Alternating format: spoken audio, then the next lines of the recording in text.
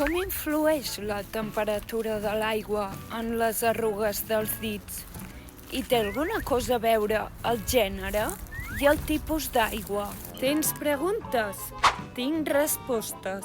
Si se submergeixen els dits en aigua calenta, només calen uns 3 minuts i mig perquè s'arruguin. En canvi, si l'aigua és freda, el procés pot tardar fins a 10 minuts. Les dones tardem més a desenvolupar arrugues als dits que els homes, i algunes malalties també poden fer que aquestes arrugues tardin més a aparèixer. Les arrugues són menys pronunciades en aigua salada i tarden més a aparèixer que en aigua dolça. Això probablement es deu al fet que la diferència de sals entre la pell i l'entorn és menor. I per acabar, un estudi d'aquest any va trobar que cada vegada que els dits d'una persona s'arruguen, ho fan seguint el mateix patró. Fascinant, oi?